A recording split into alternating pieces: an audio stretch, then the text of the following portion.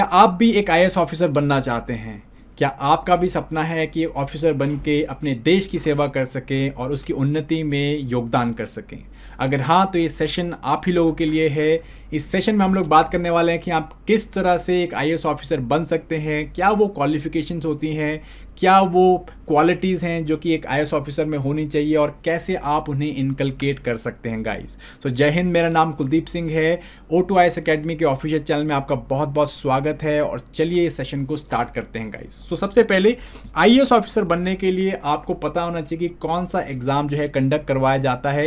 ये एग्ज़ाम जो है संघ लोक सेवा आयोग यूपीएससी जो है कंडक्ट करवाता है और इस एग्जामिनेशन को हम लोग बोलते हैं सिविल सर्विस एग्जामिनेशन, सीएससी या सिविल सर्विस एग्जामिनेशन, या फेमसली इसे हम लोग आईएएस का एग्ज़ाम भी जो है बोल देते हैं। और इस एग्ज़ाम के तहत जो है आईएएस ऑफिसर्स को रिक्रूट किया जाता है। ठीक है, आपको पता होना चाहिए बेसिकली कि किस तरह से ये सारा प्रोसीजर होता है। तो वही प्रोसीजर हम लोग जो है अपने इस सेशन में बात करने वाले हैं। हम लोग बात करेंगे किस तरह की पोस्ट जो है इस पर्टिकुलर एग्ज़ाम के थ्रू निकाली जाती हैं, कौन सी जो है एजुकेशनल क्वालिफिकेशंस यहाँ पे ज़रूरी हैं, किस तरह की एजुकेशनल क्वालिफिकेशन होनी चाहिए कैंडिडेट के अंदर, क्या जो है यहाँ पे एज लिमिट और अटेम्प्ट्स रहते हैं, कितने अटेम्प्ट आप दे सकते हो इस एग्ज़ाम के ऊपर, क्या जो है इसका एग्जामिनेशन पैटर्न होता है, एंड फाइनली जो है क्या इसका ब्रॉड सिलेबस है। वो सारी बातें हम लोग जो है इस सेशन के अंदर करने वाले हैं गाइस। ठीक है जी। सो जैसे कि आपको ऑलरेडी पता ही है कि जो ये एग्ज़ाम है उसको प्राइमरीली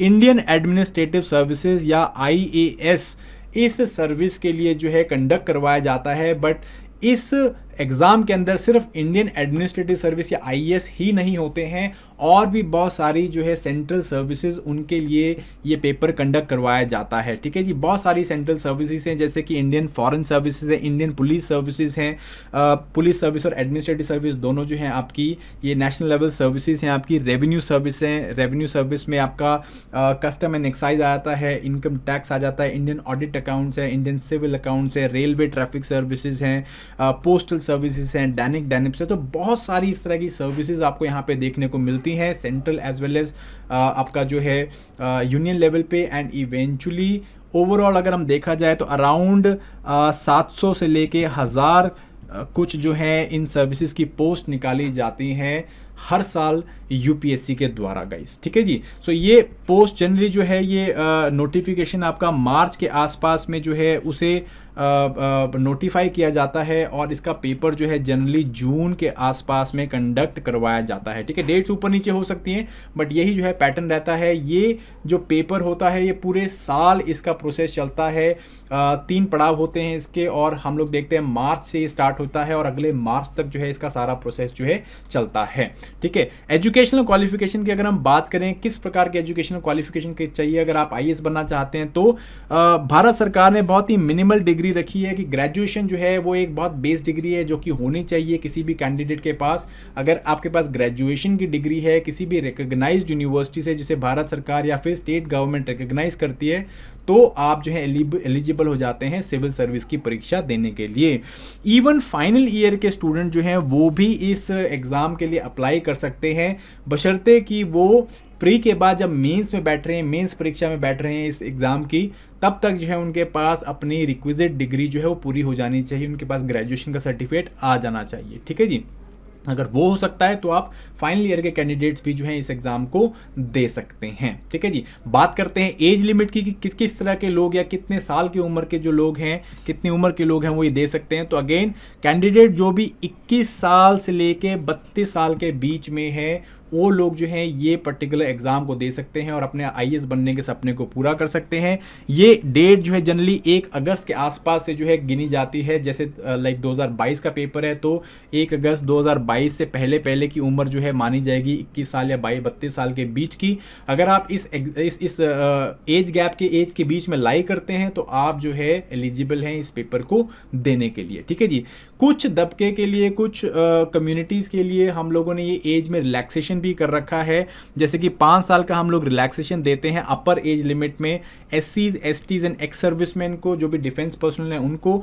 3 साल का हम लोग जो है एक्सटेंशन देते हैं OBCs को, और 10 साल का देते हैं पीपल विद बेंचमार्क डिसेबिलिटीज़ वाले जो व्यक्ति हैं उन लोगों को हम लोग 10 साल का यहाँ पे क्या देते हैं, एक्सटेंशन देते हैं। मीन्स वो 42 साल तक जो है पेपर दे सकते हैं। ठीक है, सिमिलरली SC ST जो है वो 37 ईयर्स तक अपना पेपर को भर सकते हैं। ठीक है गाइज, सो ये एज लिमिट है आपका। ठीक है, बट एज लिमिट का मतलब ये नहीं कि आप हर साल पेपर में बैठ सकते हो। हम लोगों ने UPSC ने जो है इसके ऊपर एक जर्नल अटेम्प्ट का लिमिट भी रखा हुआ है, कितने अटेम्प्ट आप दे सकते हो। अगेन अगर आप जनरल कैटेगरी से हो तो आप सिर्फ जो है इस पेपर को 6 बार ही दे सकते हो, सिविल सर्विस एग्जामिनेशन को 6 बार ही दे सकते हो।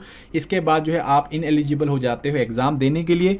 SC STs के लिए जो है ये अटेम्प्ट का लिमिट जो है अनलिमिटेड रखा हुआ है, जब तक उनकी एज की क्वालिफिकेशन रहती है वो वहाँ पे इस पेपर को दे सकते हैं। OBCs के लिए जो है ये लिमिट 9 अटेम्प्ट्स की है, और पीपल विद डिसेबिलिटीज़ के लिए भी जो है ये लिमिट जो है 9 अटेम्प्ट्स की दी हुई है गाइस। ठीक है जी, सो अगर आप जनरल कैटेगरी में हैं तो आप जो है 21 से 32 साल के बीच में 21 से 32 साल के बीच में आप जो हैं 6 अटेम्प्ट अपने दे सकते हैं। और अगर आप कैटेगरी से हैं, लेटर से आप ST कैटेगरी से हैं तो आप 37 साल तक की उम्र तक जो है अपना पेपर दे सकते हैं, आपके अटेम्प्ट काउंट नहीं होते हैं। ठीक है गाइस, सो ये आपका जो है ओवरऑल अटेम्प्ट का सिनेरियो रहता है।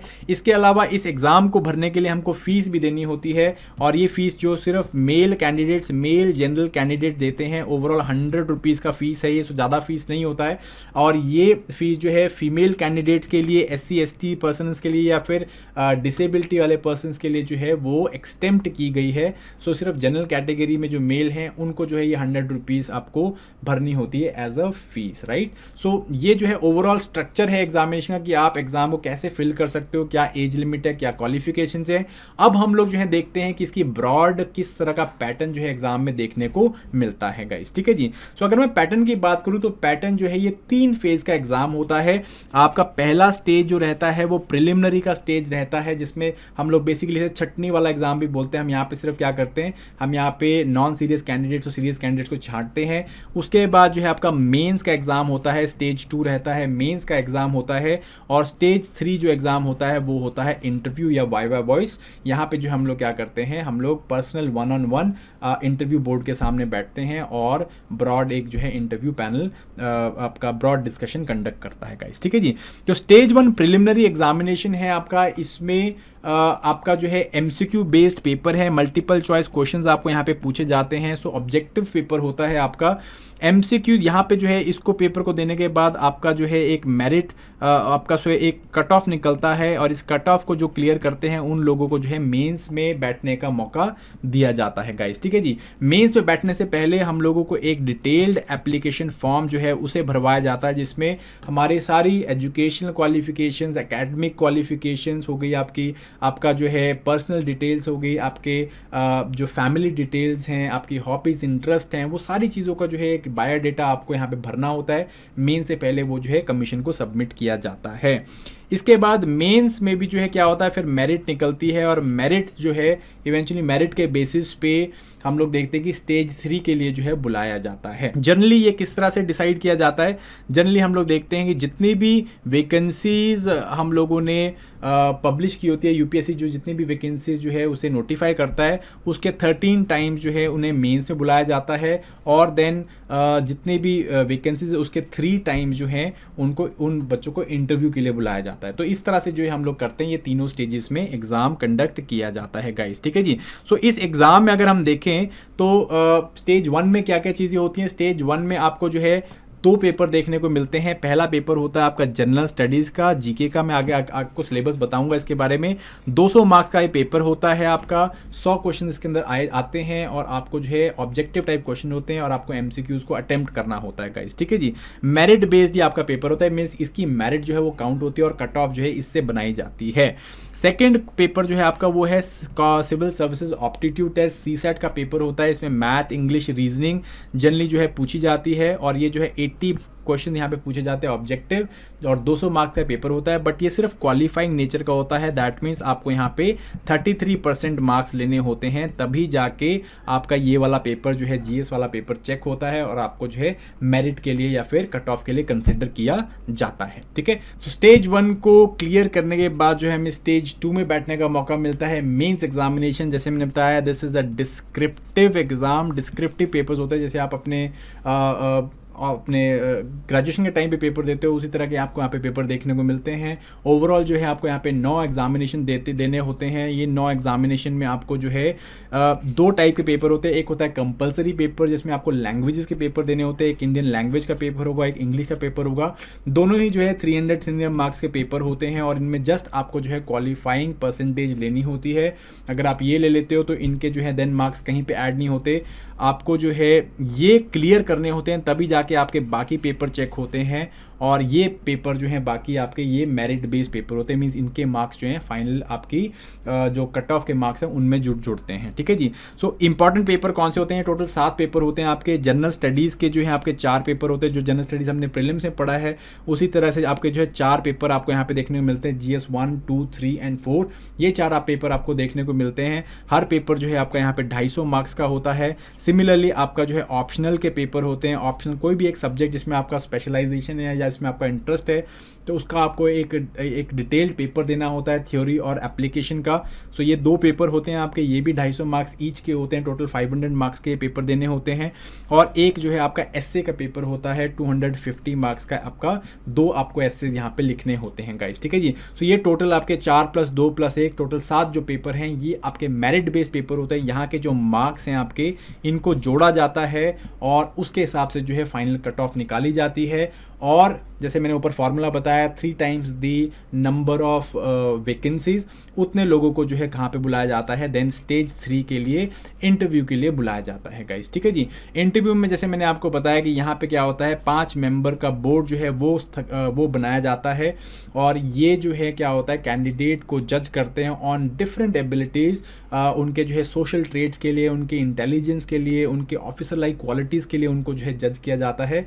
और उस बेसिस में जो है टोटल 275 मार्क्स में से उनको मार्क्स दिए जाते हैं गाइस। ठीक है जी। सो फाइनली मेंस के मार्क्स और आपके मेंस के जो मेरिट बेस्ड मार्क्स हैं, इसके और आपके इंटरव्यू के मार्क्स जो है, इनको जोड़ के आपकी फाइनल जो है कट ऑफ वो निकाली जाती है, और उसके तहत जो है आपको क्या होता है, रैंक दिया जाता है। ठीक है जी। सो रैंक के हिसाब से जो है, और आपने जो डिटेल्ड एप्लीकेशन फॉर्म में अपनी सर्विस की प्रेफरेंस भरी होती है, उसके हिसाब से आपको सर्विसेज जो है वो अलॉट की जाती है। अगर आप जैसे कि टॉप 10 रैंक्स में आ रहे हैं और आपने अपने डिटेल एप्लीकेशन फॉर्म में IAS जो है, IAS सर्विस पहले स्थान पे भरी हुई है, तो आपको जो है IAS के लिए जो है कंसिडर किया जाएगा, सिलेक्ट किया जाएगा, और आप जो है एक IAS कहलाएंगे। ठीक है जी। तो इस तरह से सारा प्रोसेस होता है। जैसे मैंने बताया, पूरा प्रोसेस जो है साल भर ले लेता है आपका। जैसे जून में आपका प्रीलिम्स हुआ, देन उसके बाद अक्टूबर के आसपास में आपका मेंस होता है, जनवरी के आसपास में आपका इंटरव्यू होता है, और मार्च के आसपास में रिजल्ट निकलता है।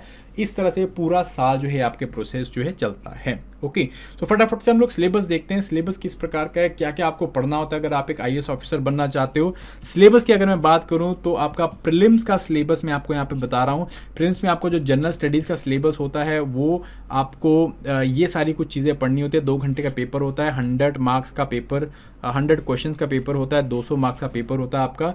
सो आप में इसको यहाँ पे आपको करंट अफेयर्स पढ़ने हैं, नेशनल इंटरनेशनल इंपॉर्टेंस के, history of India and Indian national movement के बारे में पढ़ना है, एंशिएंट मिडीवल मॉडर्न हिस्ट्री, ये सारा पढ़ना होता है आपको। इंडिया और वर्ल्ड ज्योग्राफी पढ़नी होती है, Indian political system and governance, ये वाले पोर्शंस हमको कवर अप करने होते हैं।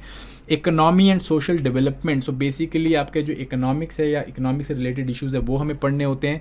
जनरल इश्यूज़ इन्वायरमेंट के ऊपर, क्लाइमेट चेंज के ऊपर, जनरल साइंस के जो टॉपिक्स हैं ये हमें पढ़ने होते हैं। इन पे हमें स्पेशलाइजेशन नहीं चाहिए, इन पे हमें जो है इतनी पकड़ चाहिए होती है कि जो कि आपके जनरल इंटरेस्ट से कवर होते हों। तो ये जो है आपको क्वेश्चन यहाँ पे पूछे जाते हैं। बट आपको ये जान के लाइक काफ़ी ज़्यादा इंटरेस्टिंग बात मैं बता रहा हूँ कि ये क्वेश्चन जो है काफ़ी ज़्यादा डिटेल में पूछे जाते हैं, काफ़ी ज़्यादा जो है ऑब्जर्वेशनल बेस्ड क्वेश्चंस आपको पूछे जाते हैं। और दैट इज़ वाई ये एग्ज़ाम जो है बहुत ही ब्यूटीफुल एग्ज़ाम होता है, क्योंकि क्वेश्चन जो है काफ़ी ज़्यादा अच्छे लेवल के पूछे जा रहे हैं यहाँ पे। ठीक है जी। सो ये आपका प्रीलिम्स का जीएस पेपर 1 का सिलेबस है। सिमिलरली आपका जो है इसके बाद आपका जो है पेपर 2 आता है। पेपर 2 जैसे मैंने आपको बताया ये जस्ट क्वालिफाइंग नेचर का पेपर होता है आपका। इसमें जो है आपको सिर्फ 33% मार्क्स लेने हैं और इसके मार्क्स जो है मेन कट ऑफ में ऐड नहीं होते। ये पेपर जनरली जो है मैथ्स, इंग्लिश और रीजनिंग इनका जो है मिक्सचर का बना होता है, जिसमें कॉम्प्रिहेंशन के ऊपर questions, interpersonal skills, logical reasoning, decision making, general mental ability या जिसे हम बेसिक न्यूमरेसी, डाटा इंटरप्रिटेशन, इन क्वेश्चंस को आपको देखने को मिलता है, जिसे हम सिंपली क्वांटिटेटिव एप्टीट्यूड बोल देते हैं और उसके बाद लॉजिकल रीजनिंग बोल देते हैं या इंग्लिश। इसके जो है आपको ब्रॉडली 80 क्वेश्चन देखने को मिलते हैं। और यहाँ पे भी दोनों पेपर में आपको एक बात बताया था कि यहाँ पे नेगेटिव मार्किंग आपको देखने को मिलती है, 1/3 नेगेटिव मार्किंग होती है। और पेपर 2 जो है वो जस्ट क्वालिफाइंग नेचर का है 33%। पेपर 1 जो है वो मेरिट बेस्ड पेपर होता है आपका, ठीक है जी। सो वंस जैसे आप ये पेपर देते हो और आपके जो है नंबर अच्छे आ जाते हैं, आप कट ऑफ में आते हो, कट ऑफ में आने के बाद जो है आपको मेंस लिखने का मौका मिलता है। और मेंस में जो है जैसे मैंने आपको बताया पहले आपके कंपलसरी पेपर होते हैं, इंडियन लैंग्वेज का पेपर है, इंग्लिश का पेपर है, जिसमें कि ये कुछ जो है आपको ब्रॉडली सिलेबस दिया हुआ है, ठीक है जी। इंग्लिश में आपको comprehension, precis writing, vocabulary and grammar and short essays, इसके ऊपर जो है क्वेश्चन पूछे जाते हैं। 300 मार्क्स का पेपर होता है। इंडियन लैंग्वेज वाले पेपर में आपको जो है इसमें भी कॉम्प्रिहेंशन, प्रेसी आपको देखने को मिलती है। आपको ग्रामर के ऊपर काफ़ी क्वेश्चंस देखने को मिलते हैं। एस्से आपको लिखना होता है एक हिंदी में, और एक आपको जो है अनुवाद या ट्रांसलेशन आपको जो है देखने को मिलता है। ये भी क्वेश्चन वहाँ पे पूछे जाते हैं गाइस, ठीक है। सो ये आपके जो है क्वालिफाइंग पेपर होता है। अगेन इसमें जो है आपको 300 में से आई गेस 25% जो है मार्क्स लेने होते हैं। अगर आप ये मार्क्स ले लेते हो तो आपको जो है बाकी पेपर जो है आपके कंसिडर किए जाते हैं, जो कि मेरिट बेस्ड पेपर हैं आपके, ठीक है। सो कौन कौन से पेपर हैं आपके, जैसे मैंने बताया पेपर 1 एस्से का पेपर है, ये 250 मार्क्स का पेपर होता है। 2 एस्सेज इसमें लिखने होते हैं आपको, आपके 125 मार्क्स के। और इसके अंदर जनरली आपके जो है आर्गुमेंटेटिव पावर देखी जाती है कि आप किसी टॉपिक के ऊपर किस तरह के आर्गुमेंट दे सकते हो गाइस, ठीक है। सो हम लोग हर एक टॉपिक के ऊपर डिटेल जो है वीडियोस आगे लेके आते रहेंगे आप लोगों के लिए। मैं जस्ट यहाँ पे आपको एक ब्रॉड आउटलाइन दे रहा हूँ कि किस तरह का आपको सिलेबस यहाँ पे देखने को मिलता है गाइस, ठीक है।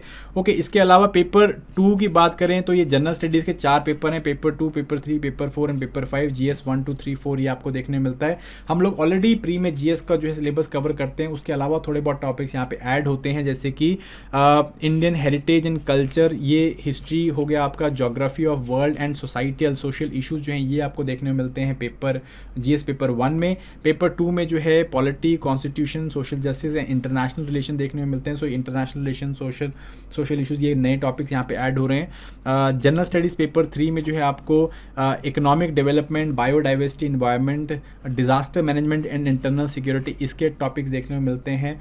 तो ये हम लोगों ने देखा कि प्री के बाद ये कुछ टॉपिक्स यहाँ पे हर एक पेपर में ऐड हो रहे हैं। एंड पेपर 4 जो है ये कम्प्लीटली डिफरेंट टॉपिक होता है जो हमने पहले नहीं पढ़ा होता है। इसमें एथिक्स, इंटीग्रिटी एंड एप्टीट्यूड के पेपर जो है क्वेश्चन जो है पूछे जाते हैं कि सिविल सर्विसेज की वैल्यूज़ क्या होती हैं, या एक सिविल सर्वेंट के अंदर किस तरह की जो है मॉरल ड्यूटीज़, रिस्पॉन्सिबिलिटीज़ होनी चाहिए, उनके ऊपर जो है क्या उनके एथिक्स होने चाहिए, इनके ऊपर जो है क्वेश्चन पूछे जाते हैं गाइस, ठीक है। तो सारे जैसे मैंने बताया आपको डिस्क्रिप्टिव पेपर्स हैं और 250 मार्क्स के ये पेपर होते हैं।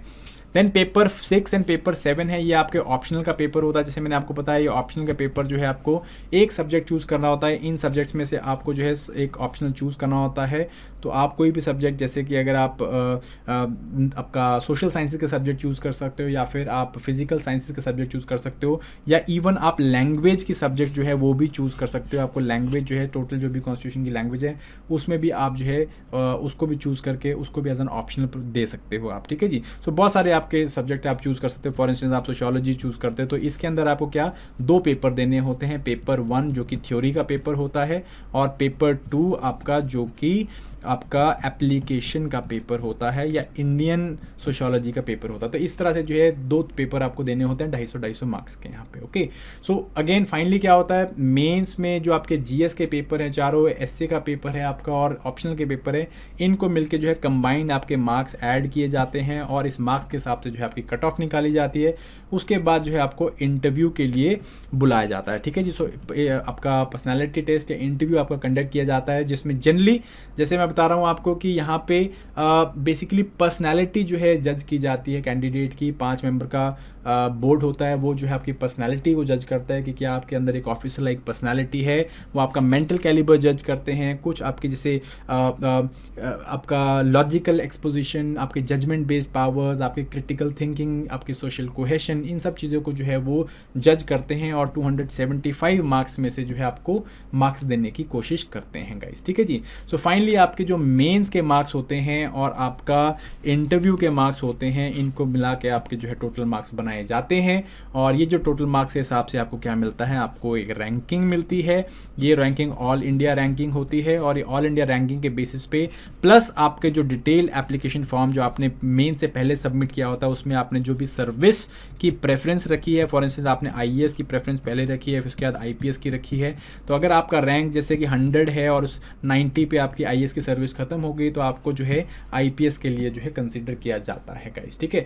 इस तरह से जो है आपका सारा सिलेक्शन का प्रोसेस चलता है, जैसे मिलता है 1 साल का प्रोसेस होता है और प्रोसेस खत्म होने के बाद जो है यूपीएससी सेंट्रल गवर्नमेंट को जो है यूनियन गवर्नमेंट को रिकमेंड करती है आप लोगों के नाम एंड उस आपकी सर्विस को रिकमेंड करती है एंड आपको जो है फिर आपको फाउंडेशनल ट्रेनिंग के लिए बुलाया जाता है। ओके, सो अभी आप लोग फटाफट से कमेंट करके बताओगे कि फाउंडेशनल ट्रेनिंग जो है, जो भी प्रोबेशनल ऑफिसर्स है, फाउंडेशनल ट्रेनिंग कहाँ पे होती है गाइस, ठीक है। So this is the whole process. ये जो है स्टार्ट से लेके फिनिश तक का प्रोसेस है, किस तरह से आप आईएएस ऑफिसर बन सकते हो एंड आई होप आपको ये सेशन जो है अच्छा लगा होगा। We will continue with more sessions और इसमें हम लोग काफ़ी सारी इन्फॉर्मेशन आपको देंगे कि हर एक पोर्शन, हर एक फेज़ में जो है आपको किस तरह से तैयारी करनी चाहिए, क्या इंपॉर्टेंट बुक लिस्ट है, ये सारों की बात जो है हम लोग साथ साथ में करते रहेंगे गाइस, ठीक है जी। So that is it from my side. Thank you very much for this particular session. I hope you liked it. If you do, please like, share and subscribe.